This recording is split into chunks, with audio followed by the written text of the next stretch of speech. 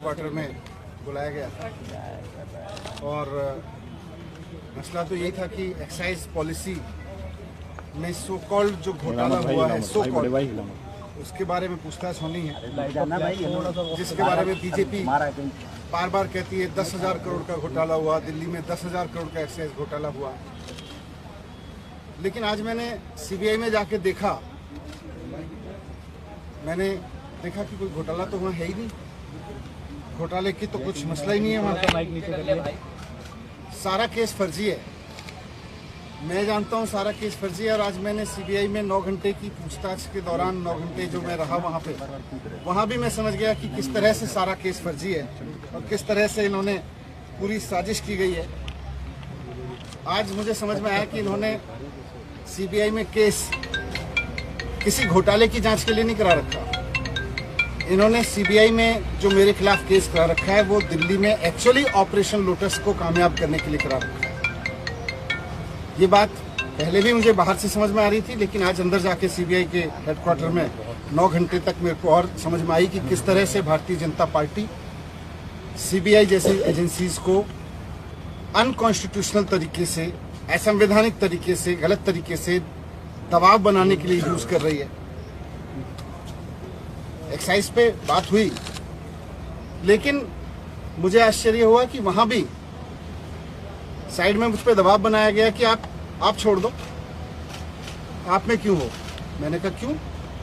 बोले ये केस आपके ऊपर ऐसे ही चलते रहेंगे, नहीं तो। मैंने कहा इस केस में तो है नहीं, ये तो खत्म हो जाएंगे।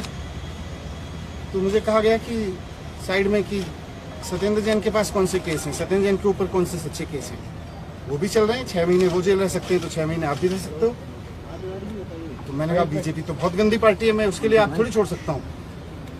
तो मुझे कहा गया कि नहीं देखो ये केस तो ऐसे ही चलते रहेंगे, दूसरा फायदा आपको लोग मुख्यमंत्री भी बनाएंगे फिर। तो मैंने कहा ये मुख्यमंत्री बनने के लिए थोड़ी आया हूँ, मैं तो शिक्षा के लिए आया हूँ। राजनीति में हम आना नहीं चाह रहे थे, हम तो शिक्षा के लिए आए हैं, ईमानदारी से काम करने के लिए आए हैं। फिर मैंने साफ साफ बोल दिया कि भैया मुझको तो खुशी मिलती है जब दिल्ली के रिक्शे वाले का बच्चा इंजीनियर बनता है, तो उसमें जो खुशी मिलती है मुझे सीएम बन के खुशी नहीं मिलती, सीएम बनने के बारे में सोच के खुशी नहीं मिलती। एक दिल्ली की मेड की बच्ची जब डॉक्टर बनती है तो मुझे खुशी मिलती है। मेरा जीवन शिक्षा को समर्पित है, मैं इस तरह के ऑपरेशन लोटस के किसी दबाव में नहीं आने वाला।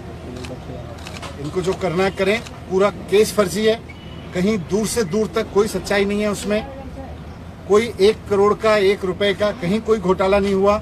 ये बीजेपी वाले कहते रहे और दबाव बनाते रहे 10,000 करोड़ का घोटाला हुआ है, कोई घोटाला नहीं हुआ। आज मुझे वहां से भी समझ में आ गया। सर किसने दिया? सर ऑफर किसने दिया? माइक्स ले लो। आज तक चलो बहुत बढ़िया। माइक ऊपर से। हाँ एक किस पे